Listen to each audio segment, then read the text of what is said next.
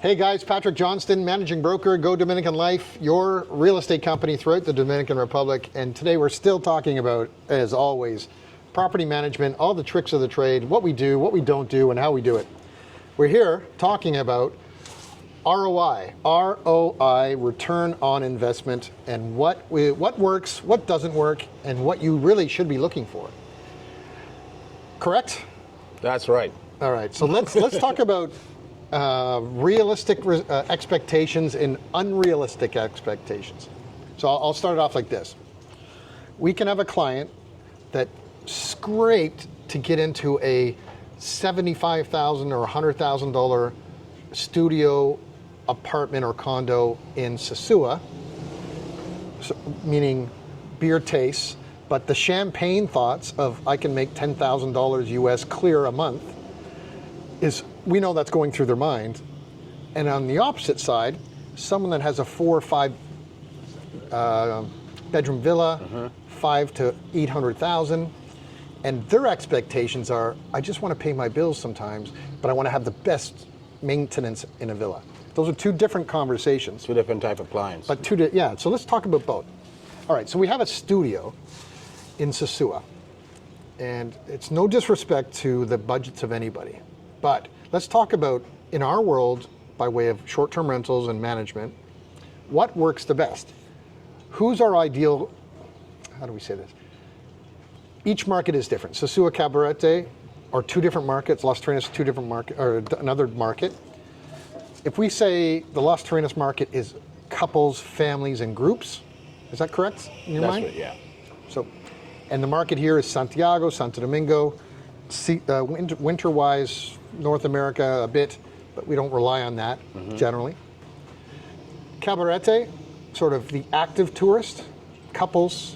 Kite surfing. Yeah, so sports related. Sports related, yeah. Okay. And Sosua? Single guy. Single guy, let's like that. And single guys that don't travel by themselves.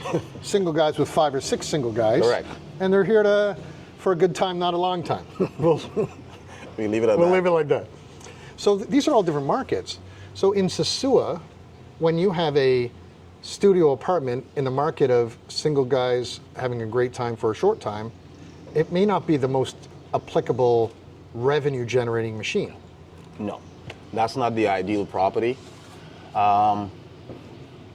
Sometimes, as you say, some clients are unrealistic. If you buy a studio for $75,000 in a market like Sosua, where guys usually travel within 3 or 4, your return on investment probably about 6%. Yeah. Give or take, 6 or 7%. So if you're expecting 12 to 15, that's not the market for that particular product in that particular area. Yeah. Let's use another example in that area. We won't name the neighborhood because we'll just leave it like that. But this residential community does not like guests that are not organized before you arrive to the time you leave. They want to know all your guests for the next, if you're going for 1 night or 3 months, they want to know all the guests for that time frame. So in that example, we have beautiful large villas in a beautiful community, but they don't allow guests. So how difficult is that? And it doesn't matter. I'm looking at the clock, or the camera here, and you're thinking I'm talking on kind of sex vacations. Let's keep that different. It could be a couple in their 60s at the beach with 2 sets of couples at the beach. They meet another couple in their 60s and they want to have them over for tea. They're not allowed to go in. No. Some communities also are not conducive to this particular market. We have a couple of communities in Sosua area here that will not welcome guests unless it's a 24-hour advance notice. Yeah. So that is unrealistic. That is not something that, again, we can expect a 12 to 15% return on investment. So we talk about to each other about the situation to say, okay, if we could paint a perfect picture for our clients, we would hope that you have a conversation with us prior to purchasing, because in the ROI, return on investment world, it's a non-emotional situation. You want to have revenue versus your investment, keep in mind the expenses. But if you put it in the wrong angle and you buy personally the wrong product in the wrong area and then have expectations that are high, it's difficult. And that example of that client, that villa, which is a beautiful villa with a backyard that is stunning, but it's a difficult rental. Like on this weekend, we had what, four sets or three sets of people that wanted to rent it, and by the time we get the reservation and we have to explain the restrictions, they have to cancel. They have to cancel. It was too late.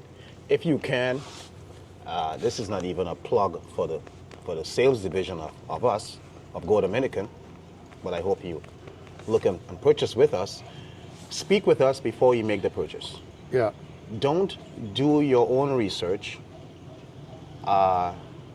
purchase, and then speak with us on how can I cover my cost. Yeah, and that goes not only for location of the property, because we're talking about the things that impact your return on investment, how you furnish it, the stock you put inside of it, the colors that you use for paint on the walls, the furniture styles,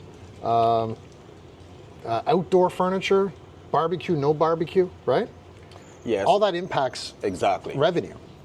Sometimes you may choose an expensive furniture package. I mean, we know someone who spent $65,000 on a 4-bedroom furniture package from one of the developers. That is unnecessary. Correct. It's unnecessary. So speak with us first. If you have a budget, let us know what your budget is. Yeah. We will direct you on the right purchase for that particular ROI you're looking for. Give you an example. We're sitting at the hotel that I own, and this hotel was just a basic off-beach hotel, 250 meters from the beach, and we had no facilities. We had we renovated both buildings. There's 25 rooms, but we didn't have a pool area. We didn't have a common area. We had nothing. So we were stuck in it being rate-driven entirely for the last year and a half. But as you can see here now, over the last few months, we've been finalizing what we're doing on the roof here. Not that I want to be in the bar business or the restaurant business or the pool business, but we have to have the features that we can put now on Booking.com and Airbnb to showcase the hotel. But what we think is going to happen, what I believe I want to happen, if I can get $10, $15 more per night for the hotel room because I have facilities, the right ones, then that's a benefit for me. And I'll just have some kind of service here for food and beverage. In fact, ideally, I would like to lease it out. So if you're an operator of a bar or restaurant, let me know. But you get the idea. So what would you say if you allow us to help you select the right property, which means the right property, the correct number of bedrooms based on the market, proximity to the beach or whatever, in the internal benefits of the property, what would you suggest that would be a return on investment, for ROI based on what you pay? About 15%. 15%. If you allow us to choose the property, to assist you in choosing the property, Yeah. with your budget, we don't want to use words like guarantee, Yeah, but I can almost assure you 15% is quite realistic. yeah, I agree with you on that. If you do it yourself, and then you said, Peter, what could I get on this? My agent told me I can get this, I can get that. Well, the agent is not the expert. So speak with us first. Let us guide you and help you in choosing the right property to get that return. And you speak of a good point, and because with all respect for real estate agents, both inside of our organization and externally, if you're working with someone else and you come to us for management, most real estate agents are not familiar with the term ROI, return on investment, property management, Airbnb, driving that business. In fact, most real estate brokers or agents don't want to even get involved in it because it's a whole different mindset. So internally, our brokers know, we've trained internally to use you as a resource tool. So as people are making selections of potential properties, that the broker hands over to you and says, hey, Peter, will you tell them about the reports type of things that you run to determine if a property proximity and features and benefits are a good match for revenue? We have certain checklists that we run with certain apps that we use, proximity to the beach, private pool, number of bedrooms, and we use a little bit of history. Of course, the last 2-3 years or so, during the pandemic is an anomaly, so we try to X that out. We use that. We also use the number of inventory that they have now in the town, in the city, compared to what it was. Yeah. Sometimes there's, in this particular case, in Las Terrenas, there's probably 1,500 more inventory than there was in 2019. Yep. So now we have to get a little more creative. So we have a checklist that we use. We check the boxes and we say, in this particular area here, these are the properties that we would recommend that you will get that 15+% on your return. I'm gonna speak to a real point that we did today.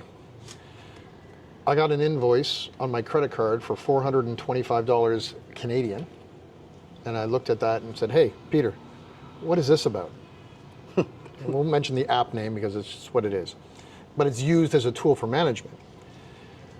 If you're a normal consumer doing your own Airbnb, something or other, you put it in the system, and most people trying to do it on their own set the rate and forget it. Set it and forget it the whole season, or have a high season rate and a low season rate. Just before we went on camera, we started talking about this app. So describe what that app does relative to for pricing and for key dates on what's going on in the community, what's going around in the country, national holidays, etc. Talk about that. That app triggers supply and demand. They may use, it may be a concert, it might be flight delays, it might be weather, it might be a holiday.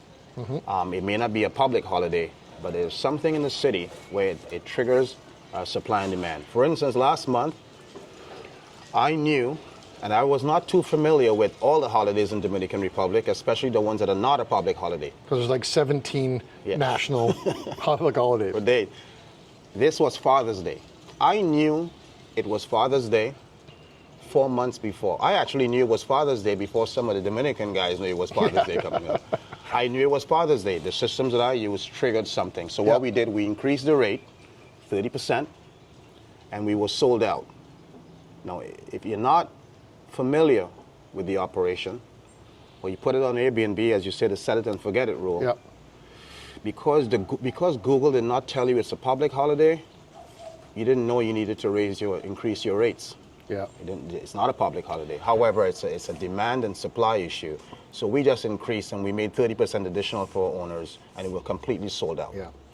And that's, I mean, I want to say it in the right way because I'll say it in the direct way.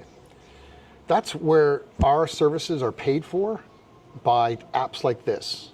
And that app is, for our systems, around 425 Canadian or $200 and $300 US per month for that app. But it drives enough revenue that just the blips of those dates throughout the year can pay for the client's management services in terms of what they would have left on the table. Right? And that's it's so important because the basic Booking.com, Airbnb, just the tool on its own, that doesn't do it to the extent that this other app does. To the extent of the other apps, and we have about four different apps that I use. These things is almost, I compare it the last time to day trading. It's something that we look at 3, 4, 5 times a day. The team is constantly moving, looking, investigating, researching to make these modifications with rates. That's how you really maximize the revenue on properties outside of course, choosing the right property. Now, return on investment for properties is one thing. There is also a return on investment in your time and my time. So let's talk about the new role that we created around you with Rosa and how that is going to benefit both the owners and the future driving the company. We added someone to the team who's recently started with us, and she'll be assisting me in from the digital standpoint in managing the properties. That frees up my time, so now I could investigate further why something is not the way it should be. If it's good, make it better, and try to see if we can tweak the property so just improve the revenue, Yeah. improve the quality of the service. Well, we'll talk about this too, because I can talk to Peter on text at 5, 6 in the morning till like midnight or 1 o'clock in the morning. We're back and forth, things are happening. And that's a 7 days a week. That's just normal. So if we can take the pressure off, or your return on investment of your time, by having her assist you in, and it also assists our clients and our guests, because we can respond faster, we can process things in a much more efficient way, and it gets you out of being behind the computer in the desk 24 hours a day, into the field, meeting with HOA associations, groups of residential communities that you and I are going on appointments for, to show them how to do the business. Yeah, it's a lot of details that goes into actually running the property management versus just, as you say, you set it and forget it. Now, I'm going to bring up something without names to it, because it's interesting. So we had a meeting a couple of weeks ago with a good-sized residential community with 40 or 50 villas in that community. And we were meeting with them because we had one management client inside, one or two management clients inside of that business or in that community. But we met with the management team of that group. Couple of reasons. We had a client things we had to figure out. We also wanted to make sure we knew like how their security system and all that stuff. We had to deal with administratively for our management client. But then we started. You had a first face-to-face meeting with them, and then we had another face-to-face meeting. And what we realized, even in that big a community, some of the very basic systems that we use to create a better flow of business did not exist at all in that organization. No, one of the reasons it's most people, not all, but most people, they have a cutoff time. So they leave work at 6 and they're home. Yeah. We are available, and we do this 24 hours a day. We have 24 hours support. 24 hours a day, we are at it. We are looking at rates sometimes at 1 in the morning. Sometimes something may change, something may alert us, and we'll make a change at 1:15 a.m. Yeah, because look, for those that are watching, we're in the DR, currently on Eastern Standard Time, but we have people looking from Europe, and we have people looking from the west coast of Canada, US, and they are not 9 to 5 hour time. They could be from 4 a.m. up and running as starting their day in Europe, UK, Europe, or up to 11 o'clock or midnight on the west coast of Canada, US. And this one residential, well, a couple of different residential communities we've met with, their business runs 9 a.m. to 5 p.m. Monday to Friday. And we asked specifically, well, what happens at 5:10 when a reservation comes in? Request. Oh, we don't do instant bookings, so we'd have to wait till Monday or Tuesday. We're like, what? No, they really are. How much money are you leaving on the table? So it became a question of how can we help them? How can they leverage us inside of their system for what they need, whether it's digital marketing only, coaching and procedures. Because look, most residential communities, they're developers and they're builders, but they're not salespeople and they're not property management revenue ROI people. No. So in that example, we're saying, great, well, you provide this, this, and this, and we'll do all of the rest of this. And their eyes were like, Surprise. You can do that? If you don't have a revenue People accept management that? team working 16 hours a day, Yeah, you're leaving money on the table. yeah, It's 16 to 18 hours a day. Not one person, you have a team. This is why we just brought on someone, and we'll increase personnel as time goes on. yeah, 16 to 18 hours a day, you're leaving money on the table. yeah. So ROI is a big topic. It's an endless discussion of how do you squeeze more out of the orange? How do you provide a better service? How do you keep the guests happy? How do you keep the client owner of the property happy? How do we become more efficient in our operation with sheets and towel services we talked about, to property selection, and also when you should sell a property? We've told people that. Yes, we have. If we're honest, people say, Peter, what do you think? I say, I think you should sell it. Yeah. I'm really honest in terms of my recommendation. If I recommend something, I believe in it. 'Cause I guess the last point I'll make on that topic is that most people buy a property first based on their personal feelings of that property. It turns the husband on, turns the wife on, or turns someone on. And someone is saying, okay, let's proceed. And then they make the business decisions later.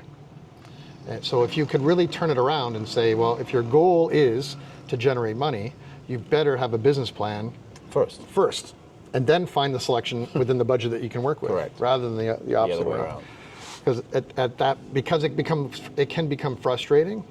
Owners have come to us and said, well, why can't you generate $1 billion a month? Well, we told you in the beginning, it's you're beside the water treatment plant. When the wind blows this way, it's not so good. No. So those are the things that make it less personal, make it more about business and numbers. If that's the way you look at it. If that's what you want, if that's your what you're goal. looking for, that's your goal. Because we have other clients too that they're in our system and they don't care if they ever get revenue. They want their fish looked after, their turtles. They want the gardener that lives there full time, happy as a clam. And if they get some revenue to pay for their HOA fees and their electrical bill, they're totally happy with that. It's not how we drive revenue for us, but they pay a management fee for that service, and it works for everybody that way. So be honest with us of what your goals are. That's what we say.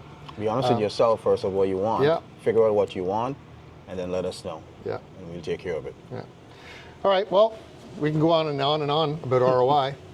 We're here to talk about money. We're here to talk about management, how to drive revenue, how to reduce expenses.